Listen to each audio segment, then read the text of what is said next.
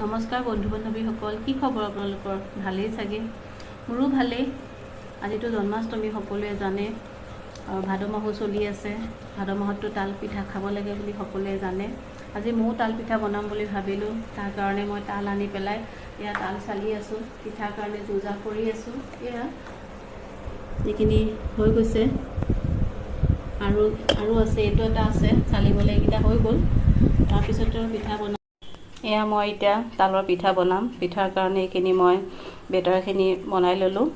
এই চালি থোৱা তালখিনি, এইখিনি তাৰ লগত অকণ ময়দা দিলোঁ, অলপ চেনি দিলোঁ, অলপ বেকিং চ'ডা আৰু অকণমান নামমাত্ৰ নিমখ দি পেলাই এইটো মিক্স কৰি ল'লোঁ। তাৰপিছত এতিয়া মই এটা এটাকৈ গৰম তেলত এয়া দিছোঁ। এয়া দেখিছে ইমান ধুনীয়াকৈ ফুলি আহিছে, দেখিবলৈ বৰ ভাল লাগিছে।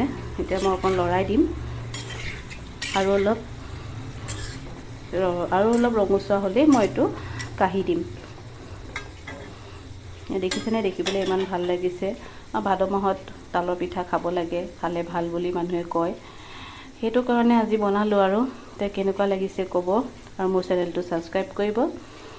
আৰু আজিলৈ ইমানতে আহোঁ, নতুন এটা ভিডিঅ' লৈ আকৌ আপোনালোকৰ ওচৰত লগ পাম। তো শুভৰাত্ৰি।